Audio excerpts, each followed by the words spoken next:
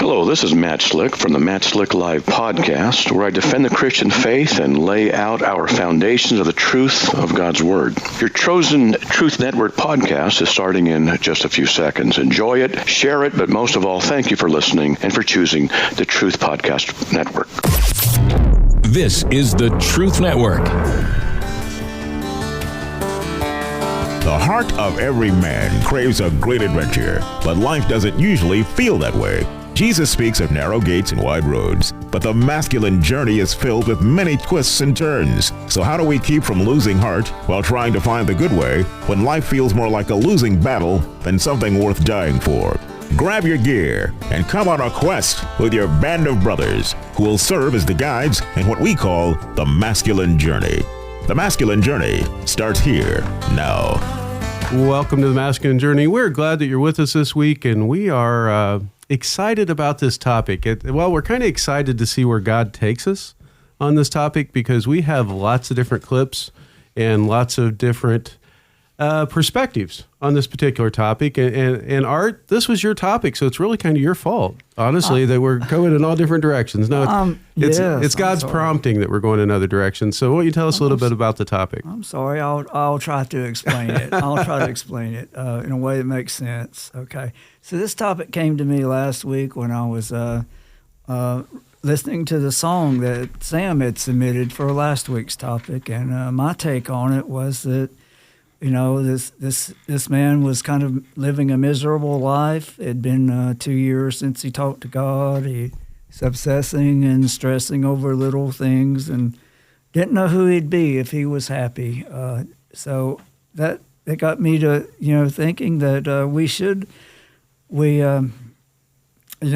got me to thinking of the topic this week, and that is, how are we walking with God and working on our own self-care to not be in the same place as the singer last week. And in talking with the guys back and forth over the topic, it kind of got changed into two topics in one. And the other topic is there's also this time component, because he says it's been 2 years since he talked to God. And the other part of the topic is, it's kind of like life is short, and we need to work on these things that make us happy, that make us better people, that make us closer to God now, because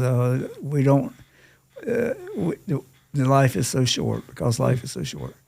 Well, good. Thank you. That does help. And you actually have the first clip. So you want to tell us a little bit about your clip, and then we'll play it? First clip. Okay, this is a bluegrass song by the Darlings from the Andy Griffith Show, and it states that life is short, and it is. I know personally, just recently, I've started counting the past in decades rather than years. Instead of saying something happened years and years ago, it's just a lot easier to say 3 decades ago or something. So, I don't know about the other folks here. Maybe Harold measures time in scores. 4 score.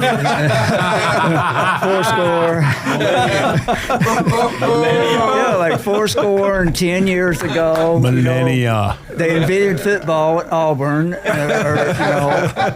But anyway. That was pretty funny. So, I like that. So we can tell jokes here, right? Okay. What are you going to do about getting home?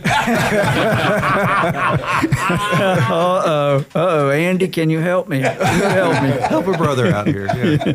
Yeah, okay. Okay, so we'll play the clip, and it is bluegrass music, and we have also, I meant to say also, we have an annual bluegrass festival at the Carolina Bible Camp. That is the same place where we have our boot camps, and it is a great facility. They have a really nice show with some top names in it. I didn't go this year. Harold went. Would you like to say something about it? It's almost it's a shameless plug, Harold. This is your moment. Yeah, go ahead, Harold. Yeah, it's a fundraiser for the camp that the kids go to 7 weeks each summer. Several hundred kids attend. It's a great camp, and that's a really good program. It's a wonderful, wonderful day out. So if next year plan to come, it'll be in September. Yeah. You notice how Art wants a ride home, so he set Harold up there. Yeah, he's like, oh, I need a ride. Harold, tell us about the Bluegrass Festival. Yeah, I know how that is. So, this is a type of music you would hear at the Bluegrass Festival. We'll go ahead and play it and come back and talk about it.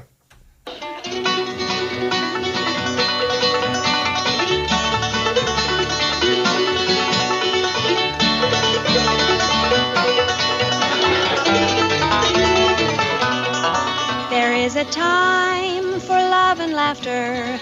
The days will pass like summer storms. The winter wind will follow after. But there is love and love is warm. There is a time for us to wonder. When time is young and so are we. The woods are greener over yonder. The path is new, the world is free. There is a time when leaves are falling. The woods are gray, the paths are old. The snow will come when geese are calling. We need a fire against the cold. There is a time for us to wonder. When time is young and so are we. The woods are greener over yonder. The path is new, the world is free.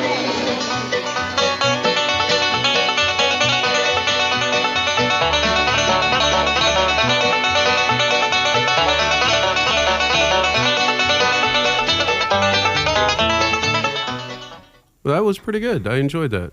Well, thank you, Sam. And just come to the Bluegrass Festival next year, and there will be plenty of good music to listen to. Well, Harold, was that you playing the banjo? Not hardly. No, okay. But no. But I will say that 6 decades ago, I never dreamed about today. Well, that's true. And for you young folks, if you're lucky, it'll be here before you know it. That's 3 score. Right. How many years? Life passes very quickly. Yeah. Yes. So like the song says, life is short, and soon you'll need a fire against the cold. So that is, don't wait 2 years to talk to God and just live a miserable life like the man in the song last week. Do the things that improve yourself, that make you happy, that bring you closer to God. And for me, becoming a part of this show is a big part of my life. It's been a great help to me, and I truly get a lot out of it. It's really good to know this great group of guys and to come here and to talk about life and to talk about God and to pray to God and also. I was going to say also, my thoughts come in bunches, but kind of do the things that you enjoy doing, that relax you, and that you're not obsessing and stressing over little things like the man in the song. And for me, it's spending time with my dogs, and I have a couple of dogs that I've talked about before that I spend a lot of time with, and to me that's relaxing and it's enjoyable. It's improved my life. It's my relaxing time. It's my time to think about God and to think about the wonders of the world and nature. And that's. Well, thank you, Art. I appreciate it. Robbie, actually, we're kind of continuing with this whole part of this topic, so why don't you go ahead and pick it up from there? Right. So my clip is from the movie Dead Poets Society, just absolutely an amazing movie that Robin Williams did. And he's teaching these young men something about life here, because he's going to use poetry to make the point that Art's song made about that, you only have so much time. And when you think about it, you had today, right? And you'll have tomorrow morning. And if you seize the day, so to speak, as Robert Williams is going to talk about here, you can actually talk to him. He wants to meet with you. And he will share things that you really need the advice of, but you got to seize the moment when you can to get some advice from him. So Robin Williams. Now, Mr. Pitts. It's a rather unfortunate name. Mr. Pitts. Where are you? Will you open your hymn note to page 542? Read the first stanza of the poem you find there. Gather ye rosebuds while ye may, old time is still a-flying, and this same flower that smiles today, tomorrow will be dying. Thank you, Mr. Pitts. Gather ye rosebuds while ye may. The Latin term for that sentiment is carpe diem. Seize the day. Gather ye rosebuds while ye may.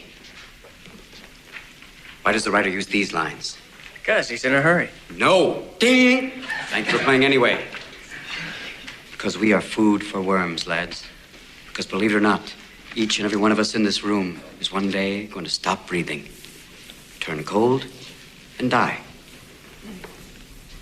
I'd like you to step forward over here and peruse some of the faces from the past. You've walked past them many times, but I don't think you've really looked at them.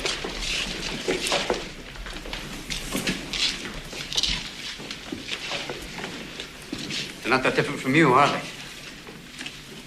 Same haircuts, full of hormones, just like you. Invincible, just like you feel. The world is their oyster. They believe they're destined for great things, just like many of you. Their eyes are full of hope, just like you. Did they wait until it was too late to make from their lives even one iota of what they were capable? Because you see, gentlemen, these boys are now fertilizing daffodils. But if you listen real close, you can hear them whisper their legacy to you. Go on, lean in. Carpe diem. Seize the day, boys. Make your lives extraordinary. So gather ye rosebuds while you may. You think about that, you know, if you're like us and you've got grandchildren now, they're not going to have all that, you know, now how many chances you're going to have to share Christmas with them, how many Easters, you know, those kind of things. And you do have to seize the day. And I have to say my father was my earthly father was a great teacher. Like, he, you know, it wouldn't be unusual for my dad to call and say, pick a date, we're going to Colorado this summer fishing, you know, what works for you, blah, blah, blah. He would seize those days, and he would make sure that those plans were made for adventure, right? And I think that whether we're somebody's big brother or we're their father or whatever, that you got to be thinking, you know, how can we seize this day? Because I think about how many of those opportunities I got to go fishing with my father in my 40s and 50s and 60s, right? Because he seized that was something he was going to do, right? And you know, I had that opportunity this morning with my own son, actually. Because I seized the day and went to God. I said, what should I do? And he said, well, you know, Robbie's a big Panther fan, my son. I said, you know, your birthday's coming up. Let's invite him to a Panther game. You know, like I had the opportunity with Tess that time, you know, to get her that promise ring when she was in her 30s, right? That helped promise to always love you. So again, seize the day. I love Carpe Diem. I love that clip. Well, thank you, Robbie. And go to masculinejourney.org to register for the upcoming boot camp. What we have at our boot camp is something that makes you stronger and gives you the strength to go on your regular walk with God. It's something that will make you be bigger than you were when you got there. But what kind of inspired you to come up this weekend? Oh, my goodness. Just my faith in general. You know, my father, you know, has passed down that heritage of just that Christian life, that Christian faith, and just godly morals and principles, and he's instilled that in my life. And, you know, I have children as well, and I want to instill that in their life. So, you know, when I get an opportunity to do something like this, I jump on it. I just want to be here, and I'm glad to be here. It's a great opportunity. Oh, we're definitely glad to have you here as well. Any talk that stuck out to you this weekend that's really just kind of made your heart come alive, put that fire back in you? Probably one thing that just stands out to me is John 15. It's just not being alone. Know that I have Christ on my side. I can't do anything without him, and I need him in my life. I'm a very private person. I like to do things on my own. I don't like to ask for help, so that's hard for me to know I've got to ask Jesus for something, and then also just to rely on a band of brothers that I can look to and turn to and say, hey guys, I need help. I can't do this alone. Register today at masculinejourney.org. If you want to be well, you gotta stay healthy. Take care of your body. Take care of yourself. You gotta be strong for your friends and your family. For everybody, take care of yourself. Welcome back to Masculine Journey. And yes, I know that was not the best bump ever. That was rough. But no, it wasn't. Now, here's the deal. You guys all were rolling your eyes. You're pretending like you're going to get Throw sick up. to your stomach, whatever you want to call it, right? But just the simple advice from kids, if you would just take that, if you just would have listened to the bump instead of making fun of it, you would have probably learned something very, very simple. That's why I used a kid's song, because it can't be any more simple than kids' songs, right? 3 scores ago. Yeah, 3 4 years ago when I was in grade school. Robert Preston, or you might remember him as a Music Man. Yeah. He did one of those, and it was "Go, you chicken fat, go away." Push-ups every morning 3 times. I'll never forget it. It sounds like I'm glad I there wasn't you there. are. Yeah. It could have been our bump. The advice from the thing is, look, you got to take care of yourself, right? And so, yeah, that was not the best bump, and I get it. But let's see, who else submitted a bump? Oh, that's right, none of you guys submitted one. So when you submit one, you can talk about it. And Jim, you can't talk about it. Yeah. But no, the whole simple thing of that is, what I liked about that particular bump, and the reason I chose it was simple, but it was also, it's not just for you, right? When you don't take care of yourself, everybody else around you is impacted. How many of us would like to have more time with our parents had they been able to take better care of themselves, if that was what caused them not to be here?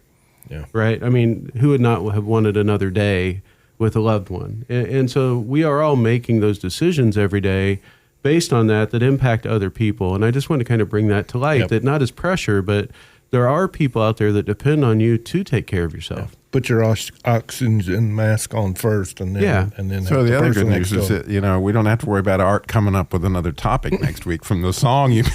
No, probably not. We probably don't. But you know what? Nip it in the bud. Just for that, next week I am not going to be here. I'm not coming now. I wasn't coming anyway. But still, I'm not going to be here either way. But yeah. All right. So back to our topic at hand. And if you're confused, that's all right. So are we.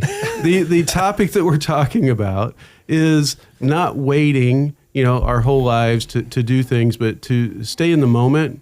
And in that moment, make sure we're working with God to take care of ourselves. And what that means, different things to different people.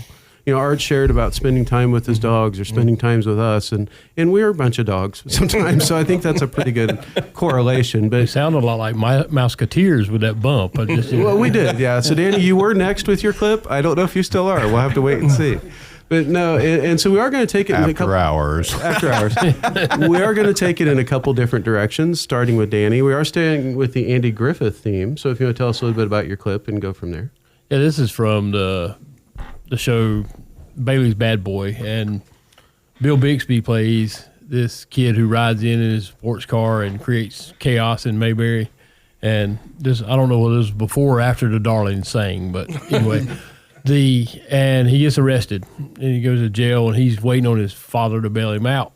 And the scene we're going to see is on Andy's front porch and an interchange with Opie. And Bill actually learns a thing or two from the interchange, and just kind of the interchange between Opie and his dad. And then we can talk about it on the other side. Paul? You in a good mood? Yeah, why? If I tell you something, would you promise not to get mad? Well, it all depends. What is it? Well, it ain't hardly worth mentioning, but I think I better mention it. You know that old window on Mrs. Pretty's back door? Yeah. Someone threw a ball and busted it. Would you by any chance be that someone? You mad, Paul? No, I'm not mad. Promise you won't get mad. You won't get an allowance till that window's paid for, okay? Okay, Paul. Make way for the ice cream. Oh, boy! Strawberries to go in it. Strawberries. Come on, Oak. Give me a hand up. Come on. Sheriff? Huh? Weren't you sort of rough on the kid? How's that? Well, why don't you bail the little fella out? Bail him out? Well, yeah, it's just a window. Oh. Yeah, I guess I could bail him out, like you say. But the only trouble with that, if I was to do that, why, every time he'd get in trouble, he'd be expecting me to come to the rescue, don't you see? This time it's a broken window. Later on, it'd be something bigger, and then something bigger than that. He's got to learn to stand on his own two legs now. I got to keep that young'un straight. The direction I went with this was that we were talking about, don't wait 2 years to engage with God. And a lot of times that comes because of, something we've done or shame or guilt and we isolate. I know I do. If I pull away from, family members or, wondering if dad's mad because I wrecked a car, or not that I've ever done that, but I have, or something like that. And I love Opie's approach. You in a good mood? And, there have been times in my own life where I wanted to ask God, you in a good mood? Because, if we confess, but going back to God with things, because in the garden, Adam and God met daily until they didn't. Adam messed up and he went and hid. And, we've been hiding ever since. But it doesn't have to be that way because, grace is not a get out of jail free card. Grace is God's not going to pour his wrath out on us, but he is going to teach us a lesson. And I think sometimes we miss that in the church at times that, he's going to let you struggle with things and he's going to let you learn the lessons and pay your own way and stand on your own two legs or feet, Robbie, whichever. But he's going to let you do that so that you'll get better. You're building better character. And that was Andy's approach to Opie, was he wanted to build character in him. And that's what God wants us to look like him. And he is the outstanding character that we should be building toward. So, and obviously it worked for him because he did such a great job as Eddie's father. Yeah. Yeah. Through the whole courtship and everything. Yeah. But he had that anger problem later on, He just, went off the rails. Yeah. If you don't know what we're talking about, it's okay. Just keep going. So we will actually move to you next, Andy. I'm next. Well, yeah, I'm surprised too. Yeah, I thought I was destined for after hours. Yeah, I thought about it, but then it's Rodney and I, they're after hours. All right. So I just thinking about this topic, there's one movie that came to my mind where a guy really kind of seizes the day, but it takes him a while to get there. And the movie's Groundhog, and Phil is a guy that's he's a weatherman or newsman that has to go report on the groundhog in Puxatawny, Pennsylvania. Day. Groundhog Day. Is the movie, Yep. And so he realizes he's caught in this Groundhog Day where the days repeat, and he gets another opportunity. And he, instead of looking at doing things better and right, he progressively manipulates situations to try to get what he wants. And that's what I think we do a lot of times in our lives. I was in a Groundhog Day. It may not have been the exact day, but it was the same situation, me trying to do the thing and progressively manipulating situations. And he finally gets it at the end, and he goes, and these repetitive scenes that you see him go through, whether it's a girl's heart or it's a guy that he meets on the street that he knew from the past or whatever, he eventually goes back and does those people right, but it took him a while to get it. All right, well, here we go.